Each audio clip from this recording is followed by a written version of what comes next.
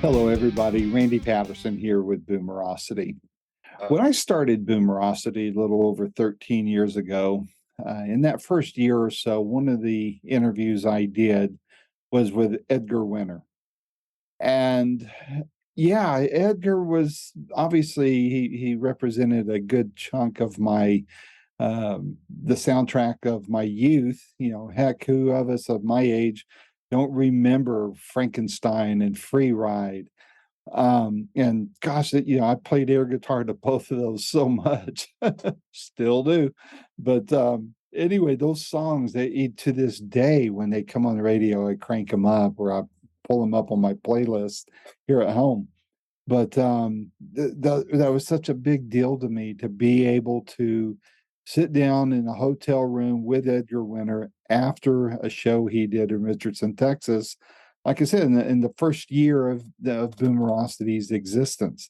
And I got that interview because of his good friend, Rick Derringer, who I'd interviewed a couple months before. And from that interview, I got to interview Edgar's brother, Johnny, who sadly passed away a few years ago. But happily, Edgar put together a great album called Brother Johnny. And it's a bunch of songs that are that his brother had recorded in the past. He re-recorded with some friends like Joe Bonamassa, Joe Walsh, Keb Mo, Michael McDonald, just a few, little names there.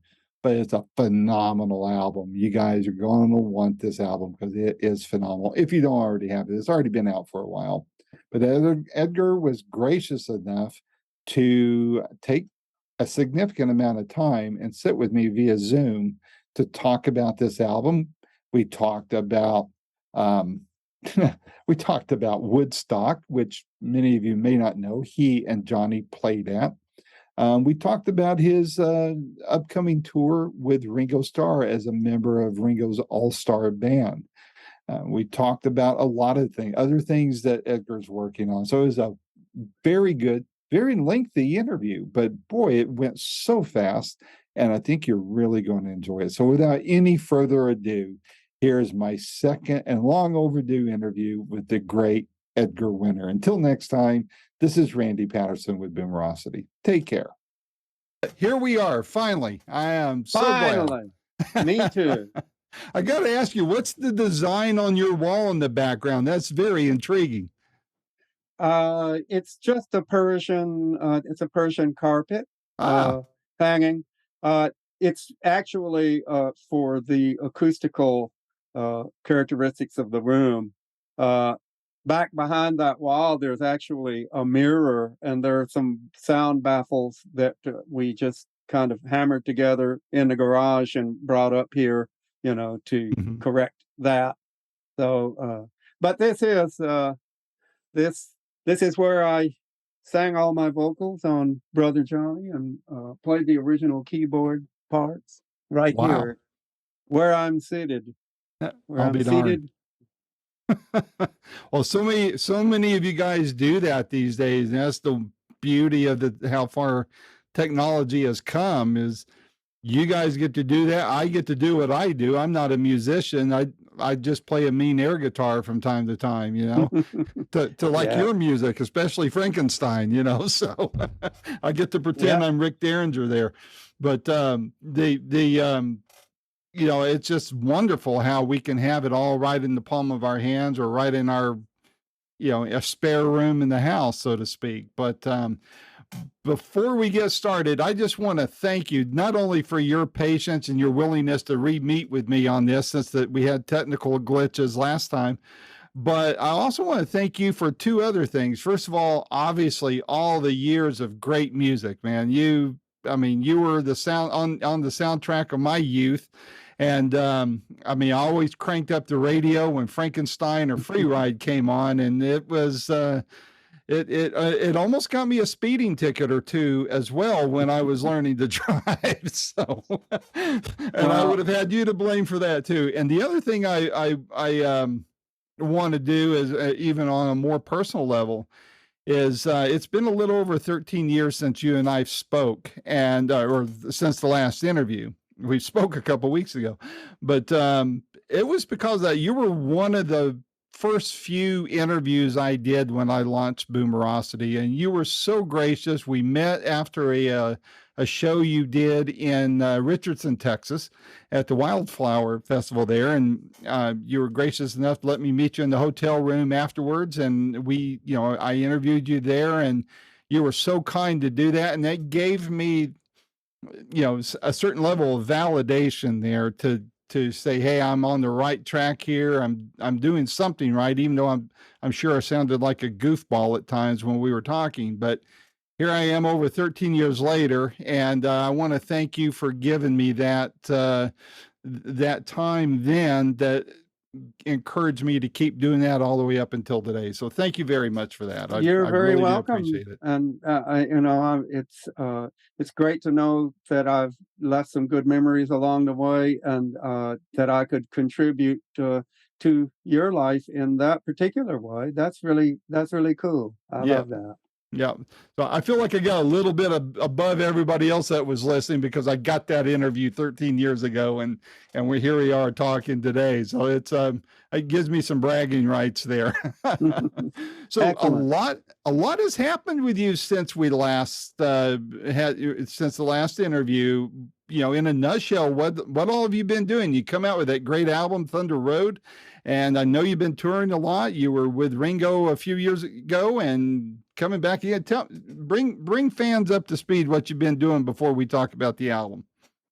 Well, that is what I've been doing for the past 3 or 4 years, working on the album, something which I never expected to do. But uh, with the onset of COVID, there hasn't been much opportunity to do a whole lot musically. I'm so thankful that I had the project to keep me going during that time. And I'm really looking forward to getting back on the road again. We made an attempt to do this with Ringo and his all-star band uh, a little earlier, and cases of COVID developed, and we had to reschedule everything for this upcoming month. But that's all been done successfully. So definitely ready to rock and play a song or two from the new album. But just to answer your question in general, I'm constantly doing something creative, whether it's I don't do that many albums. It's been years, I guess 10 years since I've put out an album, and I don't just do them for the sake of having an album. I just didn't feel that I had anything that I that passionately wanted to express, and I never dreamed I would do a Johnny Winter tribute album. Uh, it it was one of those things that I was actually dead set against doing. When Shortly after Johnny's passing, I was approached uh, by a number of people with the idea of doing a tribute, and it just didn't feel right to me. It seemed like just basically what it was, deal offers from people that were sensing a business opportunity and thought, well, uh, we can use Johnny's name. It just felt like exploitation of his name uh, to sell records for other purposes than what I intended, and that was not something that I wanted to be a part of. But as years went by and I started to play more shows, it became really evident to me that it was Johnny's true and loyal fans that really wanted this to happen. And uh, and I asked my wife Monique about it. Uh, Monique and I have been married now for 43 years, and Wow. I not Congratulations. thank you. Not bad for rock and rollers, and Yeah. in California, no less. But That was I two trust. strikes against you, right? Yeah, exactly. You got it. So uh, I trust her intuition more than my analytical thinking in many cases. And uh, she said, well, of course, she was very definite about it. And she said, well, you're always talking about how Johnny's your all time musical hero and you wouldn't be where you are were it not for him. Uh, and well, here's your opportunity, you know, to show that and to acknowledge that. And she was so right about all of that. I also, in connection, since we've gotten off on talking about the album, which is really uh, the main thing that Yeah. you asked the question, what I've been doing, but the engineer and producer that worked with me, Ross Hogarth, was just invaluable in this whole uh, scenario. He suggested a lot of people as guest artists that I didn't know that well. Uh, Doyle Bramhall, for example, Mhm. and uh, oh, uh, let me. There are a number of people, and I'll think of them as the interview goes on. But without Ross, it just simply wouldn't be the album that it is. And the third person I want to thank is Bruce Quarto, the president of Quarto Valley Records. Mhm. Uh, and when I met Bruce, he wanted to do the album for all the right reasons. He knew and loved Johnny's music as much as I did, and he just wanted to bring that back. And that's I really wanted to make one of those albums like similar to the albums we used to make in the 70s. And I think we're all tempted to feel that the time in which we came up was somehow special, but I really do believe there were two golden eras in music: the 40s and 50s for big band jazz and swing, and the 60s and 70s for rock. I think Yep. those were really golden eras uh, and unparalleled. And I don't think they will ever be duplicated. And I'm so glad that that I came up at that time. And there was just so much musical freedom then. It was before record companies started looking over your shoulder and got serious about uh, uh, actually uh, intervention in the whole process. And then it got to where you had to submit demos to make records. But when I started making records, like, you'd come into the studio with 3 or 4 songs and you'd actually create an album in the studio, bounce ideas back and forth, and somebody else would come up with an idea. Oh, that would make a good bridge. And then you'd go Mhm. home and write lyrics, and the whole thing would unfold naturally, organically, the Mhm. way music is meant to be. But uh, I was really concerned when I started to make the album. The first question in my mind was, well, should I just do a straight ahead blues record in honor of Johnny, his memory, the legacy he left behind, or should it be more of a personal tribute from me to my brother, based on uh, so a lot of my own particular musical preferences? And I decided that it should be a balance of both. And Mhm. there are some obscure songs on there. I mean, I thought, well, obviously, Rock and Roll Hoochie Coo, Alive and Well, songs that everybody knows and loves. And then there are a lot of songs that Johnny popularized, like Jumpin' Jack Flash and Highway 61, that Mhm. uh, that were not songs that he wrote. Then there are all the songs that Johnny wrote in the beginning, songs like Meantown Blues, and that are just I'm Yours and I'm Hers, that I felt like had to be included. But uh, I expected that it might be a difficult album. I knew it was going to stir up, it'd be highly emotional and stir up a lot of memories. But it really turned out to be a joyous uh, experience beyond my expectation. It was, a lot like life.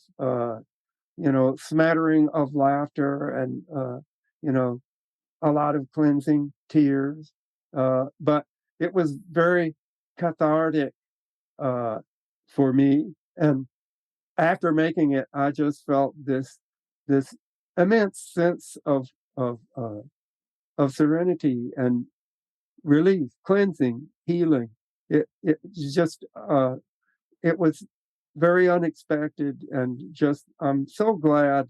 It's not the album Johnny would have made, but I think it is the album he would have wanted me to make for him.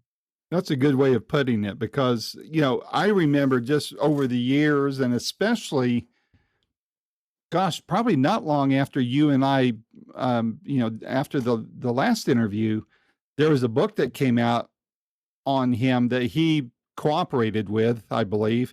And he shared a lot about your upbringing, and it was very clear in that book. And you made it clear in the last interview just how incredibly tight you were. As you weren't only just brothers, but you're each other's friends, and that doesn't always happen among siblings. And the fact that you were both musical, and he kind of brought you. I mean, you told me in the last interview about how you guys were both at Woodstock, which a lot of people don't realize that, but that you were both there, and just how you helped each other along and were there for each other because tough growing up as kids and all that kind of stuff with the challenges you had to deal with.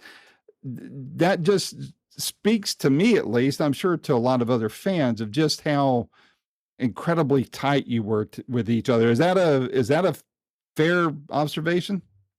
Absolutely, and there are several things that you touched on there. Your reference to Woodstock, I want to go back to, but Johnny and I, Johnny was not only my musical hero, but he was a living hero to me. Our uh, and I should point this out because one of the songs on the album, Lone Star Blues, I tried to write in Johnny's voice, but Mm.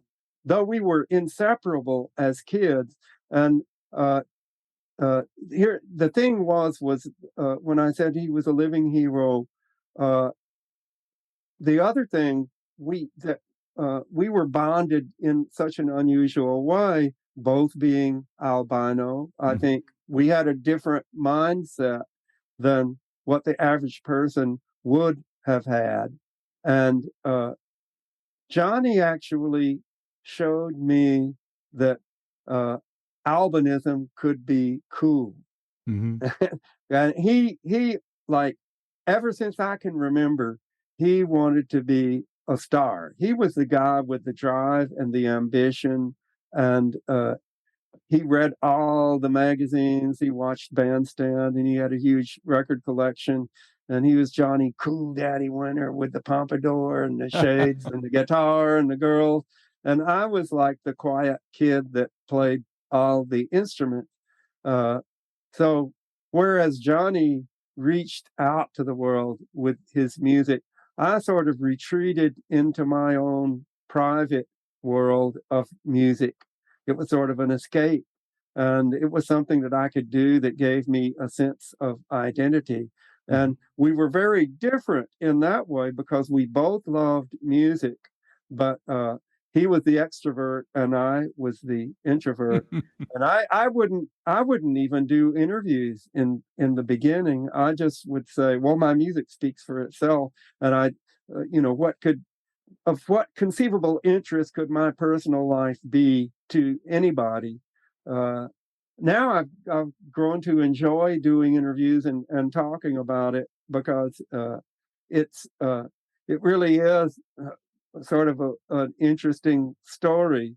Mhm. And But here is the point that I wanted to make with reference to the song Lone Star Blues. And the irony of this was that after having worked his whole life to achieve that dream, uh, and seemingly having everything anyone could ask for, adoring fans, money, fame, fortune, success, uh, I remember him just saying, Edgar, it's just, this is not what I expected.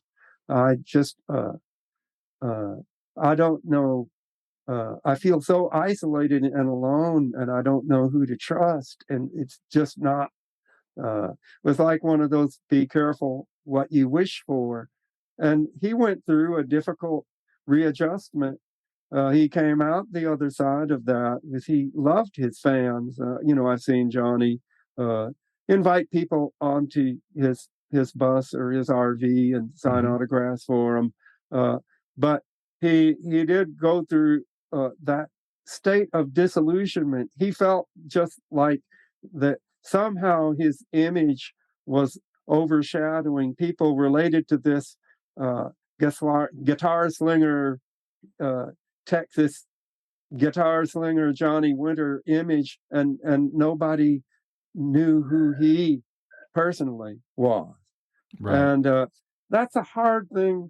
Uh, Fame is so attractive, so bright, shiny, and attractive that you would think, well, how could you not just be overjoyed with that? But there is that side to it that's impossible to explain unless you actually experienced it. So, and I went through a lot of that myself, not to the extent Johnny did, because I never had any particular desire to be famous. I was just as driven, but I was just driven. I love music in and of itself. I love the beauty of chords, harmony, rhythm, melody, and I just wanted to, become a better musician. And had it not been for Johnny, who knows where I would have ended up. But I definitely, uh, in writing Lone Star Blues, I tried to express that feeling because I never heard him. He touched on it in some of his lyrics, but he never really wrote that story.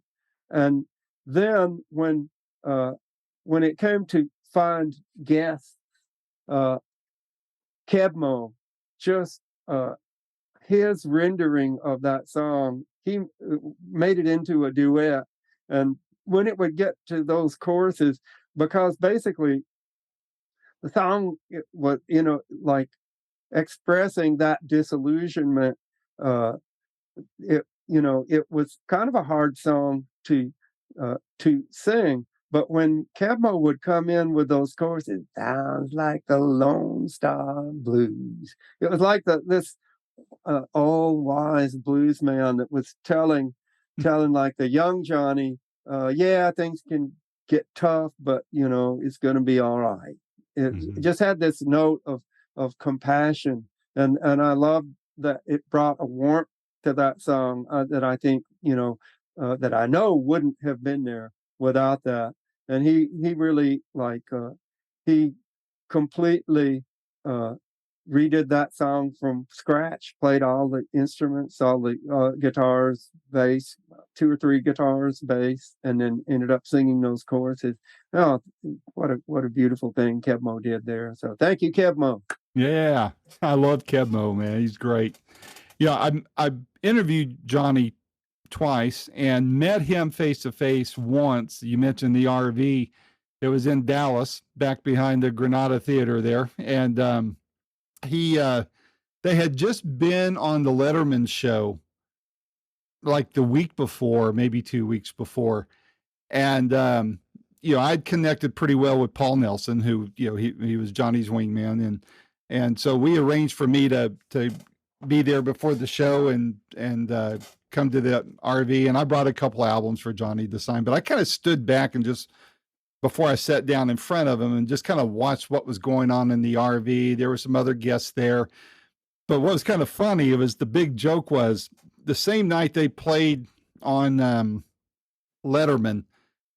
John McCain, Senator John McCain, the late senator from Arizona, Yeah. was on there. And apparently, whoever McCain met and he was introduced to him, he would, go, glad to meet you. You're a fine American, And so Johnny and Paul and the rest of the guys in the band, anybody come around, they were just saying to each other, they said it to me, and I said it to them when I Yeah. left, you're a fine American. and, and Johnny would just, with a bunch of strangers around, he was quiet, as you well know, and he didn't know me from Adam. He recognized that I'd talk to him, but that was about it. And very quiet towards me and that kind of thing. But it was funny to see that camaraderie and that humor amongst them all, and being fine Americans with each other. Yeah, that's a good one. I Yeah. love that. I But love that. but and you touched on something that brought that story to mind, because he didn't know. You said he didn't know who to trust, and I'm sure you ran into it too. And anybody in this business, you don't know who to trust, because there's opportunists, there's greedy people, there's going to be people that are going to try to, further themselves at your expense or whatever. There's a whole wide range of things. So I got how guarded he was around me and the others in that RV, and I'll admit he was a tough interview, because it was hard to get him to talk, but I got it. I was just some dweeb guy trying to interview him, and he'd rather talk to some other musicians, I'm sure. Right? Tell me a little bit about how he felt about people interviewing him in the later years. Well, he did become very reticent, and that's what's uh, so peculiar about what I was just trying to express, because it's like a complete role reversal. In the very beginning, Johnny was the extrovert. He was the outgoing guy that was. He was really kind of uh, wild, crazy, flamboyant, and I was the quiet kid that wouldn't say a word to anybody. And then it completely reversed to where I got more comfortable and confident and got to enjoy uh, talking to people. And Johnny, I think, as you said, it's hard to say exactly uh, what uh, led him to that path. Uh, but I did sense that as well. Even it was hard for me to, as close as we had been as kids, and we would talk about that, and then he would start to open up. Mhm. But uh, he, in general, what did have that that guarded sense that you had just expressed. Uh, but as I said, I know he like uh, one of his conflicts was blues versus rock, Mhm. and uh, and I think he was always true to the blues. He loved the blues, but he was a great rock player as well, Mhm. and he was, I'm sure, encouraged by the record company and management, to go in a more rock direction, just because they thought, well, uh, that will gain him a wider audience and following, and uh, it would just be the, uh, in terms of his career, probably the better choice. And he did both. Uh, but I remember after I think Johnny Winter and with Rick and Randy Hobbs on bass and Bobby Caldwell. That was a great rock band. I Yes, mean, it was. man for man, it was just a very powerful group.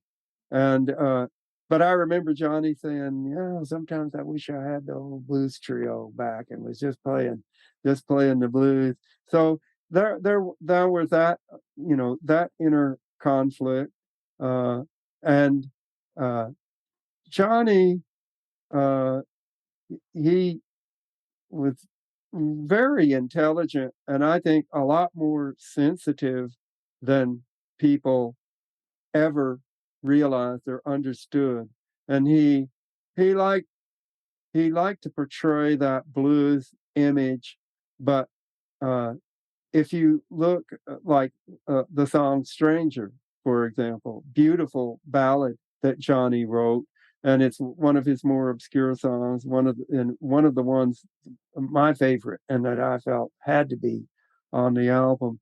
But uh, that it has beautiful chords, very sensitive ballad, and that reveals like some of that vulnerability and show the side of Johnny that he didn't usually reveal. But you know, uh, he was just he was such a great guitarist, and I think that's another thing. Like, of course, I'm prejudiced, Johnny being my brother, but I really like if you look at the greatest guitarists of all time, the people like Eric Clapton, Jimmy Page, Jeff Beck. Uh, I I put Johnny right up there among Absolutely. all of those guys, and his fusion of blues and rock is the other thing that people I don't think are that aware of. But his early songs like Meantown Blues, I remember when I first heard that song, and I said, "Wow, it's kind of like an old acoustic." Uh, uh, like a Delta Lead acoustic belly or riff. something. Yeah, but it's got this electric rock intensity, and just putting those. How did he do that? And like I remember when I heard it, I said, "Man, this is nobody's ever done this before." I think And it's then something in the yeah, water in South Texas because it was you guys, Johnny doing that. I mean, you had Janis Joplin. I mean, she was yep, from not same area. So, yeah, and boy, talking about somebody singing the blues. Holy crap. yeah. Janice was great, Yeah. uh, well, there were a lot of unknown people that were great from that area that were never known or discovered. And I didn't uh, I didn't get that when I was growing up. Like I was completely oblivious to what uh, what a special and unique music scene there was in Southeast Texas. And that I remember when I left home and moved up to New York, and I thought, oh wow, there's going to be the greatest musicians in the world. And yes, there are a lot of great musicians, but there was nothing that was like a characteristic sound. There was there was no New York sound. And to me, it was like the difference between chicken soup and gumbo. Like chicken soup is good, but I'll have the gumbo, please. Anytime. uh, and when I went to put together my first band, I looked all over the world. I went to Boston, Berkeley was a great music school. I went out to California and New York. I was living there, and I ended up going back home and getting all the guys I grew up playing with because nobody, just nobody had that same feel that I grew up, and that was when I actually realized how amazing it was. And I think there are a lot of factors involved, like when you like something in the water. But if you look at it, like it's right on the Louisiana border, so Yep. you got real cowboys doing authentic country western music. You've got real blues that like that Delta, like the stuff from Mississippi, uh, Hmm. it's like right on the Louisiana border. So you've got the French Cajun uh, music, Hmm. going up into New Orleans and Dr. John and Mac and Alan Toussaint and all the great uh, New Orleans music. Then it's close to Mexico, so you've got an infusion of hot Latin rhythm players. Bobby Ramirez, the drummer with White Trash, being a perfect example Yep. of that. He and his father were both great drummers. Then you got North Texas, which is a great music school, particularly a jazz school. So you've got all these educated musicians thrown into the mix. So uh, it's easy for me to see why it would be special, given all of Yep. that. Yep. Gosh, even now you've got Mike Zito down there. He's got his record label down there, and another great one from down that way. Love listening to Yeah, him, and you me get Sonny too. Landreth. You get all those guys, man. It's just all just fun. I love listening to it all. Besides the fact that this was an album dedicated to the memory of your brother and to celebrate his influence on you, how else was this album different for you to put together? And I guess to throw in there too, of course, there was the pandemic that made it, affected how the album could be worked on. But how else was it different for you from the other albums, your other albums, and other albums you participated in? Well, it was entirely different. Uh, uh, First of all, when I uh, usually when I make an album, it's very personal. I'm not looking for collaborations or for guests. I have had a few over the years, but I felt that it would, Johnny being a guitar player, I wanted to make not only a tribute to Johnny, but I wanted it to be a tribute to the blues, which he loved, and a tribute to the guitar as an instrument. And I tried to make it a great guitar record, and I tried to find. I didn't want to just round up the usual suspects. Wanted to get a sort of a varied cast of characters. So, you know, you've you've got people like Ringo Starr and Michael McDonald that you probably wouldn't expect. Uh, Taylor Hawkins with great, with the Foo Fighters. People that you might not expect. And those are like Taylor was one of Ross Hogarth's suggestions. Uh, and as I said, I'm sure that some more of those are going to occur to me as we talk about it. But uh, the people that ended up on the record are the people who really wanted to do it. And a lot of the people I knew in passing, like I played shows with ZZ Top, and I knew Billy somewhat, but we never really sat down and talked. Uh, Kenny Wayne, the same kind of thing. I didn't know Kenny Wayne was from Louisiana, Yeah, yeah. and I when I found out, I said, "Oh, no wonder I love his playing." So from the same, it's from that, and we'd talk about all these old clubs that we uh, remembered growing up that we had all, and I'm speaking now of both Billy and Kenny Wayne Shepherd that we'd all played in and remember, specific bands that played in those clubs. Uh, and it was just such a heartwarming experience. And all of those people, they just like uh, they contributed so much and put their heart into the record.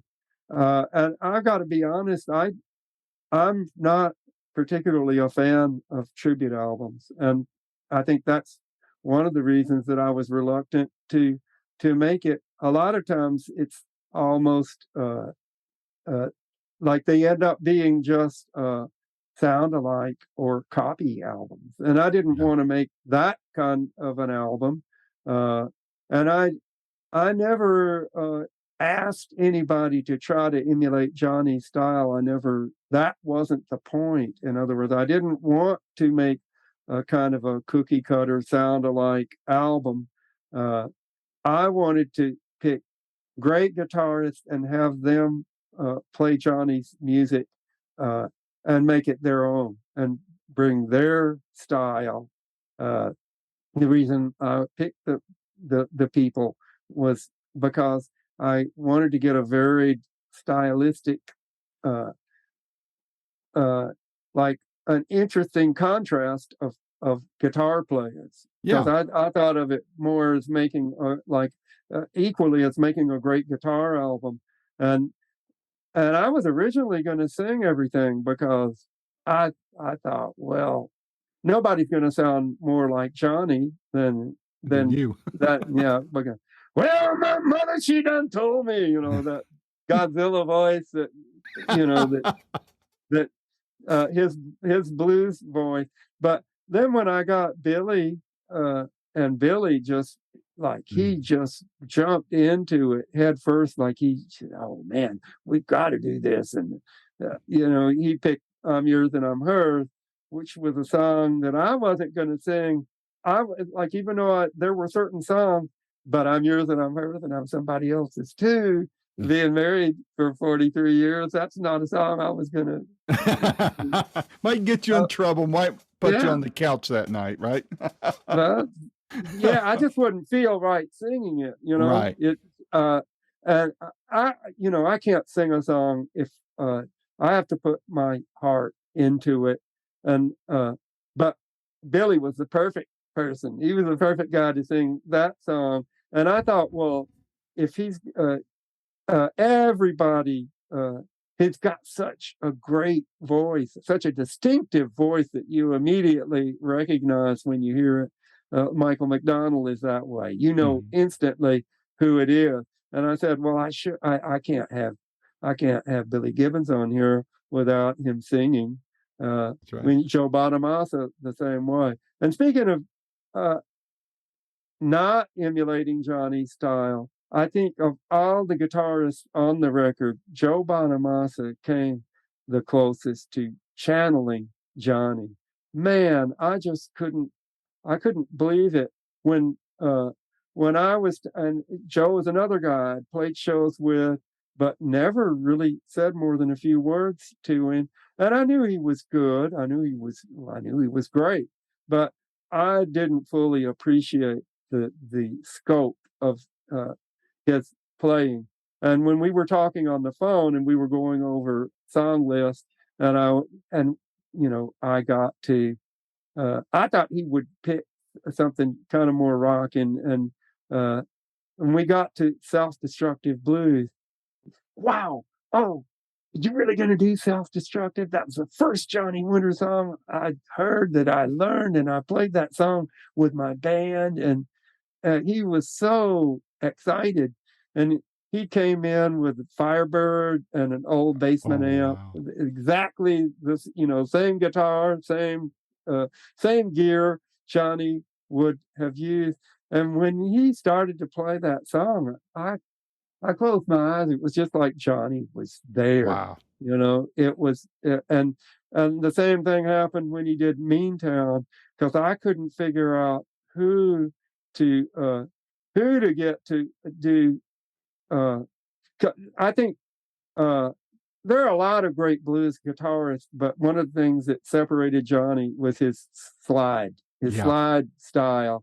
He loved Dwayne Allman, uh, and you've got like uh, well, you mentioned Sonny Landry. He might have been he might have been a good guy, but when I talked to Joe about it, like he he said, well, that's he said that's a real challenge, and that's something that I think I would like to take on, and uh, and he took 2 or 3 weeks, and I think he really studied uh, Johnny's slide style. And then when he came in to do that, I couldn't believe it. And like here's an example. In the middle of the session, he was just like kind of shaking his head, and he said, "There's something about it that it's just not." I said, I'm going out." He said, "I'll be back." He went out and bought a thumb pick. And Johnny plays, like a lot of the country guys that play with a thumb pick and finger picks when they're doing that chicken picking stuff. Yeah. Uh, The James but Burton type stuff. Yeah. yeah, and Joe had never used a thumb pick, but he said there's just something about the weight and intensity of that. So he came back with the thumb pick, and I couldn't believe it. That was like it. It made more of a difference than I ever would have dreamed or imagined. Uh, that's how much he was into the whole thing. And My story about Joe and your brother together is I've interviewed Joe once and I met him in person before a show here in the Knoxville area. Knoxville, Tennessee. And there was a quick meet and greet before the show. And I had interviewed him for both my site and for a local magazine here. And I think he might have been in a bad mood. I'm not sure. This is about 5 or 6 years ago. And he goes, I said, man, I love your work and all that. And I said, and I love the blues. He goes, really? Who else have you interviewed? And I go, well, there's you, there was, Walter Trout. And he said, oh, all right, good. And I said, and Johnny Winter, he goes, you interviewed Johnny? I said, I sure did, twice. He goes, all right. Like, he signed my thing, and it's like all of a sudden I had instant credibility there, So that's cool. That's a great story. I love that. I mean, because Joe's not one you can get next to. I mean, he's a hard one to interview. He's very businesslike, but boy, when I mentioned your brother, it was like, oh man, I could at least be somewhat respected by him then. So yeah. So what song, if you were going to tell people, look, this is a different kind of album for me, so it's not going to be a typical Edgar Winters album. But if you listen to this song, you're going to love the rest of the record. Which song would that be from the album? Well, I think Meantown is the Meantown Blues. That's why I put it first on the album. I think that exemplifies Johnny's style. To me, that being one of his early songs that he wrote, and I mentioned that influence of the Delta, mixed with the electric rock. I think I would choose that as the best song to exemplify Johnny's style and what the record is all about. I think Lone Star Blues would certainly be one that I would mention as well, because that's really authentic blues. And I love what Kebmo did with that. So there you have it. And all the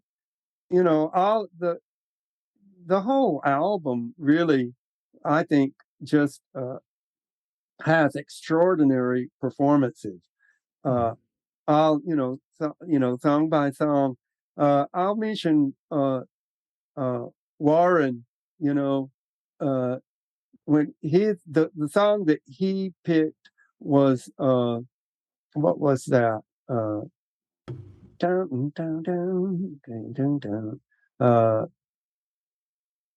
What was the name of that? What the name of that Percy Mayfield song? God, right on the tip of my tongue here. Memory Pain. Memory Pain. Yeah. Memory Pain. That was another situation where, Warren Haynes and Derek Trucks were two of Johnny's favorite guitar players, and those were two people that I knew would love to be on it. They both played with the Allman Brothers, but Warren, he picked that song, and I like that because that's sort of more of Johnny's R&B style as opposed to the traditional blues. But what Warren did that just so moved and impressed me, he came in, he walked up to the mic, he plugged in his guitar, and he did the whole song straight through, singing and playing guitar. And people just don't, usually when you do a session, a guitar player will come in and he'll say, oh, okay, let me run it down here. I'll put down a rhythm track, and then we'll concentrate on the solo, and then I'll go out and sing the vocal. But Warren did the song. He did the song exactly the way Johnny would have done it with the Blues Trio. And that's that's the blues. And it knocked me out when he did it. And he did it like, that's the way Johnny recorded he and I are the opposite when it comes to recording. I'm a perfectionist. He he'll just do a song. He'll do it 2 or 3 times, and if you don't get it, there's something wrong with that song. Well, move on to the next one. You know, uh, but man, Warren just killed that, and it just has that vibe, which I love so much because you can, if you listen to the song closely, you can hear that he's singing along with things that he's playing. It's very obvious that he's doing the whole thing, all at once, which is very unusual. And then Derek, his solo on I'm Yours and Hers right after Billy is just fucking killer. It just I he's a very unusual slide player. Yes, he is. It's not that traditional. There are uh, hints of Eastern sitar style. He plays almost more like a pedal steel player at times than than uh, than a a typical blues slide. But he does do all of the he does all of it. He does that, but he's got a unique style, Yeah, he and does. that really comes across in I'm Yours and I'm Hers. Uh, and there's so many great performances. Bobby Rush doing Mojo, Oh, and wonderful man. that's great. A great. I mean, and another guy from Louisiana Yep. that I didn't know, and I didn't know all of, and he had 100 Johnny stories. I didn't know they knew each other. I didn't, and Wow. that's what I found out in the course of doing this record was uh, how many of these people really. Uh, Related to Johnny in a very special way, and I think that it really comes across in their performances. There was so much love and respect that went into the making of it, and I think that well, if you're a Johnny fan, you're going to love it. But if you just love the blues and you love guitar, you're going to love Brother Johnny. Yep, absolutely. Earlier in this call, you were going to say something about Woodstock that you wanted to get to, and we got sidetracked. What did you want to say about you and Johnny and Woodstock? Okay. Well, this being boomerosity here, it's certainly something that we should touch on. But Woodstock literally changed my life. It was, and I don't know how to express this, but uh, up to that point, I thought of myself as more of an instrumentalist and a kind of serious musician. Thankfully, I've gotten over that, but I don't take it that seriously. But I love jazz and classical, and I wasn't really that interested in pop and rock music, and and as I had said, uh, music was more my own personal, private escape world. But when I played Woodstock, first of all, concerts were entirely, I'd never played any kind of shows on a concert level. And uh, Johnny had invited me up to New York to play on his first several records. And and then he said, well, why don't you come out and play some shows with us? So he would do the first part of the set with his blues trio. And now I'm going to bring on my little brother Edgar. And nobody even knew. Like nobody knew Johnny had a brother. That especially when people used to think we were twins, and to me, I think we look quite different. But there is a certain family resemblance, to be Mhm. sure. And hey, here's I'm going to hold. This is the vinyl cover, uh, and if you look at this is a lenticular 3D cover. If you look at it straight on, it's a picture of me. But as you turn it Holy from cow. side if you turn it from side to side, like it turns into, turns Wow. into Johnny. Uh, so you can see that family resemblance. But I designed I designed not only that cover, I designed 3 covers for the singles. Uh, I wrote 32-page liner notes that tell the whole story in minute detail, which you when you get the vinyl is going to be out in a month, uh, and I got the idea for that. I remember back in the 50s, they had these buttons and they'd have something like, I like Ike when Yeah. Eisenhower was running. And then you'd shift it and it would be like a frosty glass of Coca-Cola, Yeah. And I hadn't seen any of I hadn't seen anything like that in years. Now I've come to find out that there are other lenticular album covers, but I wasn't aware of it when I got the idea. And I thought, man, how cool would it be if you had this cover and then it looks like me and then it looks like Johnny?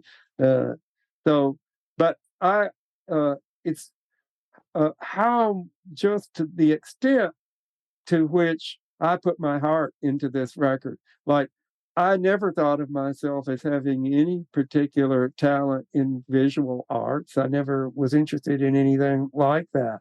But I came up with the idea for that cover, and then with there was a cover of for Meantown Blues that I found this really cool old picture of Beaumont, like back when one of the movie theaters called the Liberty was on fire, and it had these roiling clouds of black smoke, uh, and then I put like me and Johnny sort of in this sky overlooking Beaumont, and it sort of symbolized, coming from humble beginnings, a small town in Beaumont, Meantown Blues, like overcoming that, to rise above it and transcend that.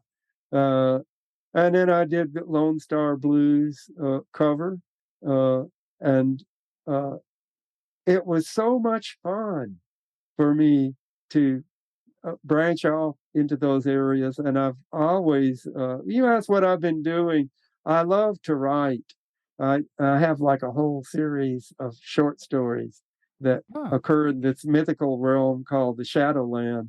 Now, I remember when I was little, my mother used to read to both of us, and she would read stuff like Lord of the Rings and Mhm. the Chronicles of Narnia and the Bible a lot. Mhm. Mhm. But but I always loved that style of writing, so I started. Uh, I have a deep love of writing, and maybe eventually I'll get some of that published. But that's another thing that I really enjoyed was writing the liner notes and coming up with those pictures. So I've gotten pretty far afield now, but we're going to talk about Woodstock. Uh, Yeah. and when that happened, uh, as I was saying, concerts were new to me and to Johnny as well, for that matter. And the first thing that struck me when we flew in by helicopter, we ended up pushing our station wagon out through the mud. And it was hard to get out. Easy. It was easy to get in. But the first thing that struck me was the vibe. It was just like this feeling uh, of unity. It felt like something that went beyond music. It wasn't just a typical music festival. There was this sense uh, of making a difference, really doing something that would matter. And that was the whole thing was set against the social backdrop of civil rights and the peace movement. And uh, and it was all totally disorganized. It was just organized confusion. Nobody knew when anybody was going to play. And the thing that happened to me was uh, I was asleep in a press trailer and like roughly shaken awake hey, can can you play? I said, yeah, well, yeah. Let me just wake up here a second. So uh, they were just looking for any band where the members were coherent and able to play. Uh, so I staggered up onto the stage, and we started doing the set, and there was this moment, this just transfiguring epiphany. And I found myself staring out over this endless sea of humanity. And I just thought, how did I get here? What is this? What is happening? And uh, I I had just never experienced uh, anything like it. And it started, it made me realize that music was so much more than just my own personal world, or just something that's artistically beautiful. You know, that music actually has the power to reach out and touch people and bring them together and unite them in this way that I never would have imagined. And from that moment on, I started to it completely changed my thinking about music, my approach to life. I started to think of what it might be like to be an artist rather than just a musician. Mhm. And then I got interested in writing songs and in singing, as opposed to just playing. That and Woodstock started it all. Like I mark that as the beginning of my musical career. And uh, you also mentioned the fact that a lot of people aren't aware that. And here's another interesting story. Uh, One of the reasons for that is our manager, Steve, had told Johnny, uh, he said, "Oh, well, don't sign any of these releases for anything having to do with this Woodstock thing. That thing's going to be looked back on in a very negative light, and you don't want to be associated with." Talk about one of the worst uh, business decisions ever in the history of it. That's the thing, is nobody knew.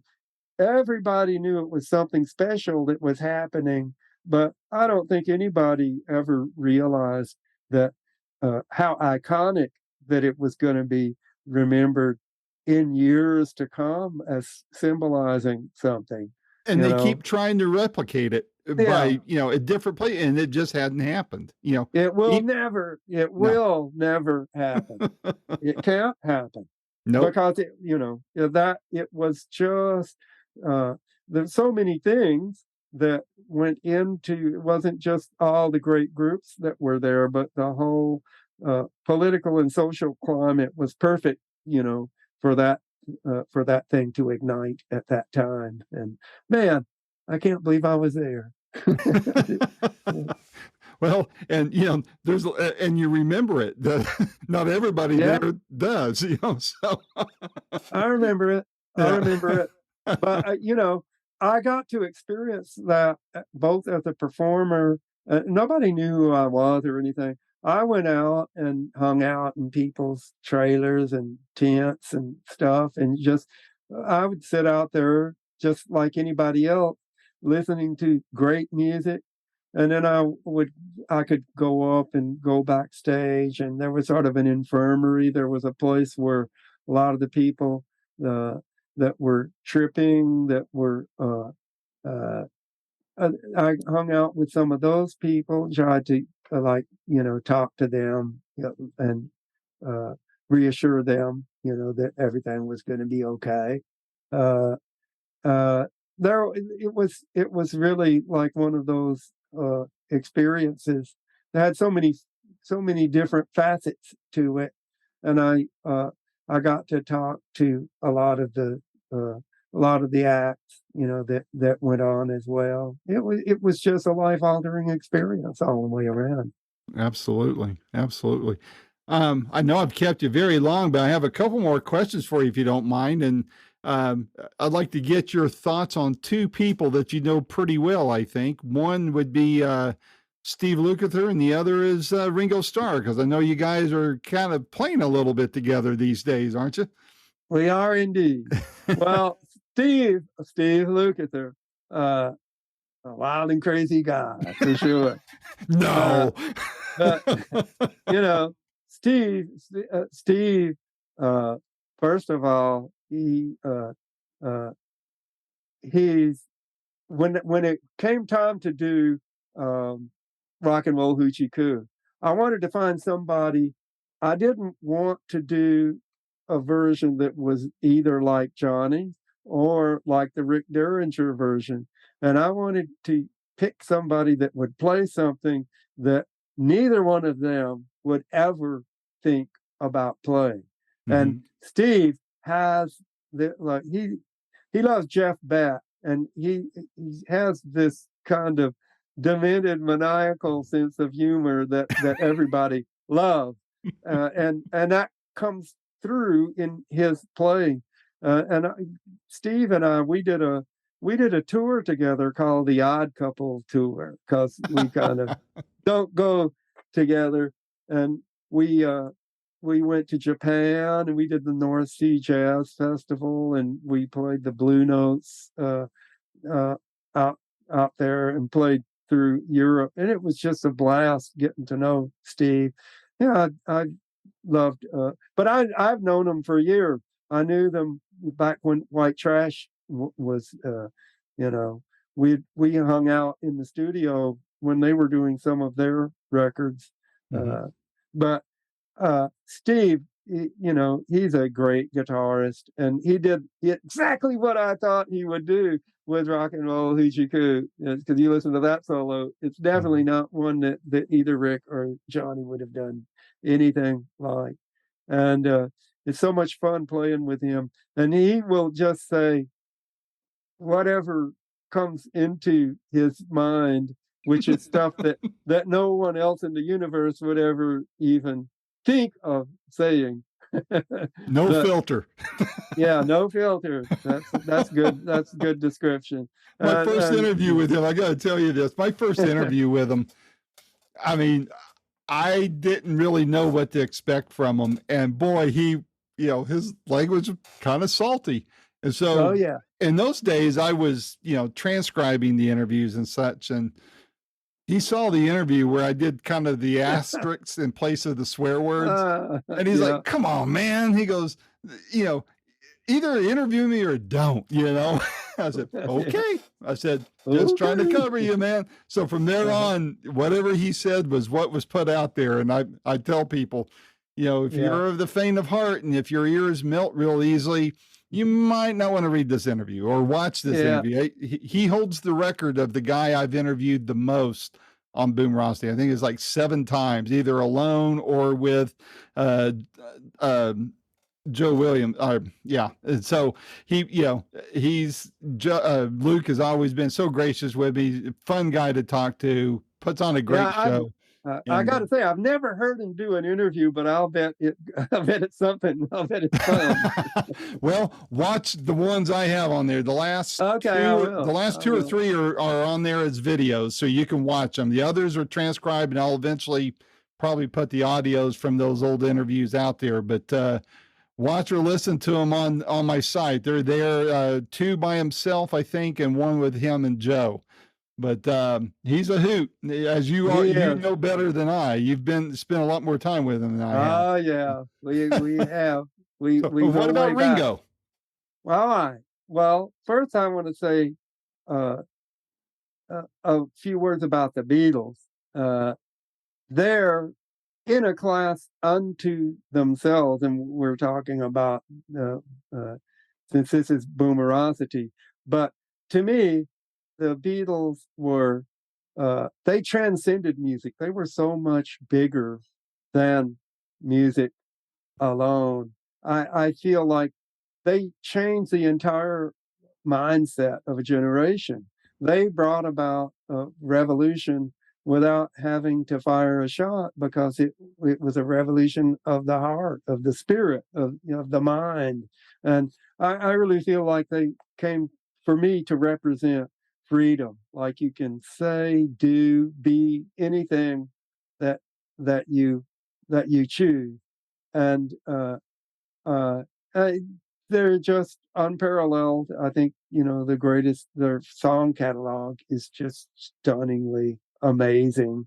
And Ringo, I I feel like, does not get the credit that he deserves. He put the beat in Beatles. He's like, uh, uh, not only a great musician, but has so much personality. And if you think of, like, uh, there's no other drummer that could have, like, maybe drummers that are technically better. Like, if you say, like, but can you imagine the Beatles with John Bonham on drums? Or Yeah, it wouldn't have it worked. just wouldn't work.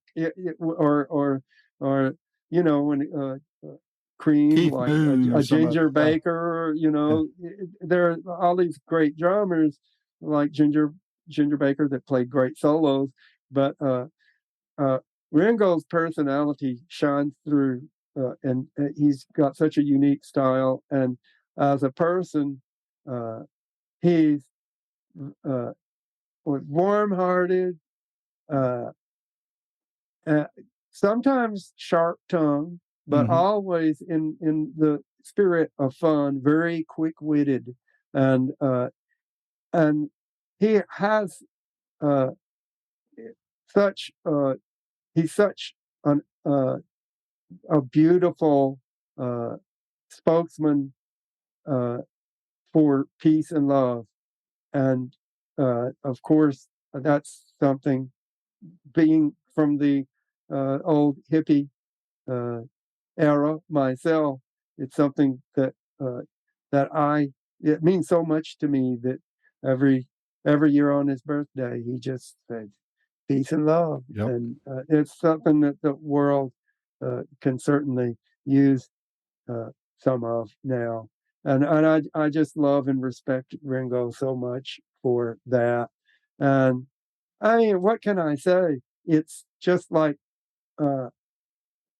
I my I guess the foremost memory I remember. I played with Ringo 4 or 5 times now, uh, but it was on his 70th birthday, and we were at Radio City Music Hall, and there was this surprise plan that Ringo didn't know anything about. So we had finished the show and walked off, and then we were coming back on stage to do the encore, and then walking toward me is Sir Paul McCartney and Joe Whoa. Walsh. And so Paul strapped on his Hofner, and uh, we dum dum dum dum dum dum. Say it's your birthday. I couldn't. I looked around. I said, I can't believe I'm on stage with Paul McCartney and Ringo Starr and Joe Walsh. And Wow. like, who? Uh, I never, like I said, I never thought I would be famous. And that was never something I anticipated. But for somebody, an albino from little Beaumont, Texas, to end up being on stage with two of the Beatles is just amazing to me.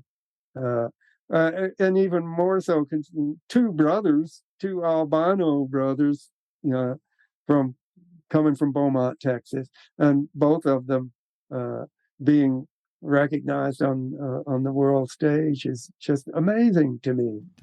Well, a thing I think about Ringo that you might be interested in is I actually got to meet him because of Luke. They were playing in Greenville, South Carolina. And it was right after my first interview with Luke. And despite the fact that I put asterisks in his swear words, he still said, "Hey, man, come backstage and like to meet you and maybe introduce you to the boss or whatever. And so I've got a picture of it. I didn't actually shake hands with Ringo or anything like that, but he come in back into the room where a few of us were. And, Luke brought him in, and I got the picture as Ringo's pointing at somebody, and who he was pointing to, and you don't see it in the picture, was this kid. The kid is probably about 12 years old, maybe 13, and starstruck. And as far as Ringo was concerned, from the look that I saw in him, that was the only person he was interested in that room. And I thought that was so cool because there were several of us adults in there, so-called adults. I was friends with Rob Shanahan, his photographer, and he Oh yeah, I gave me know the Ron. clues. Yeah. Mhm. He said, man, just keep your distance. If he wants to talk to you, he'll talk to you. And I respect that, right? So I just stood back and I watched it all. I snapped a picture of, he's holding his tea in one hand and pointing to the kid at the other. And later, I've got a picture of him and the kid together. And I just thought that was so cool. I didn't get to shake hands with him, but I got to watch that very unique side of Ringo. And before he left, he kind of turned around and he looks at me and like, and you know how he can be, and you, and he didn't say it, but that was the look on his face.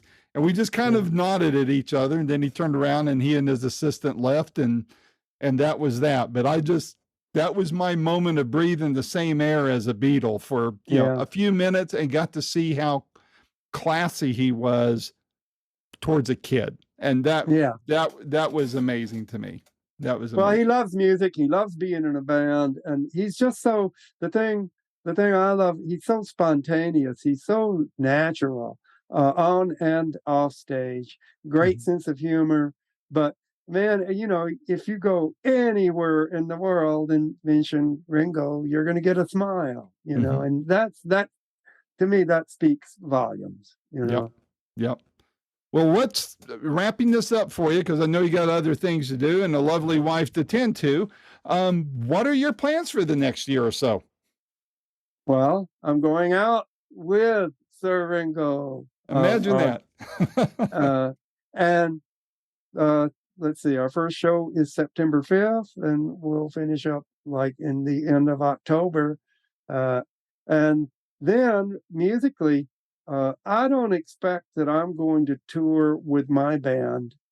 Certainly not this year. Hopefully next year we'll get back into the fray.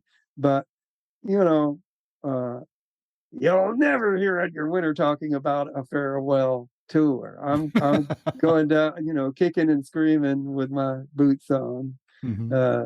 I intend to continue playing, record like some of the things I mentioned.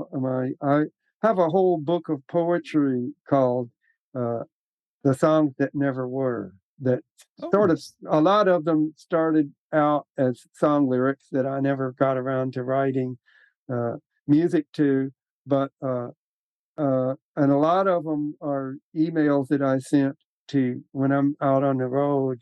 One of my favorite things is to write poetry for Monique. I miss her. Cool. And then there's so much time, like in planes and buses, and a lot of time to write. I write a lot of music on the road, and a lot of poetry. Then I've got like a Broadway musical version of Frankenstein that I don't know if anything will ever come up, but the doctor is like a posh Park Avenue plastic surgeon, like somebody Michael Jackson would go to, and he's he develops this way of aligning DNA that allows him to do transplants from anybody. If you need a heart, it can be anybody. So he decides to test this theory by assembling a whole human being out of various body parts. And when it comes to the brain, he says, "Well, who better than myself?" So he clones his own brain, and what happens as a result of this is that there's attention from the uh, from the from the armed services, thinking, oh, well, if he can construct these things and then animate them, they would make the perfect warrior. And it would sort of remove some of the moral Mm. implications of sending humans. They're sort of human, but not exactly. So, so he, so after he constructs Frankie is the supposed monster, and so he, of course, tries to teach him karate uh, and uh, marksmanship and all these stuff. And Frankie likes uh, violin and gardening. He's like a pussycat, So it's sort of a social satire that is based on that idea. So I'll probably be playing around with that, but I'm always trying to do uh, different things off the beaten path. I enjoy doing stuff that not what I think people would expect me to do. And I thought making this album, the tribute to Johnny, was something that people might not expect. Absolutely. I love it. How about an autobiography? You going to put out a book of your story? Well, I doubt it. I might put out some kind of a book, release some kind of a book, uh, but a lot of stuff is just too personal to me. I don't like these, uh, like, oh, want the down and dirty, the real nitty gritty. Right. I'm never going to write a book like that. No. But I love to, if I love to write, and if I do write something, it'll be uh, it'll it'll be unusual and kind of off the wall. But I don't know. The answer to that is I don't know. But I love to write, so I'm going to be writing, adding to my little short story collection. I'm just going to let these rings. There's Well, only four of t- them. I tell you what, no matter what you do, Edgar, whether it's a book, whether it's a movie, Broadway play, another album, whatever, my door is always going to be open to you so we can talk about this. I love talking with you. You're a blast to talk to, and I always get something good to take away from it. And like I said, I can't say it enough. Again, thanking you for all the years of great music and helping me out over 13 years ago when I first started this thing. It means the world to me. Well, that's beautiful. And before I close, I just would like to thank all the fans that have followed my career as well as that of my brothers Johnny's throughout all these years.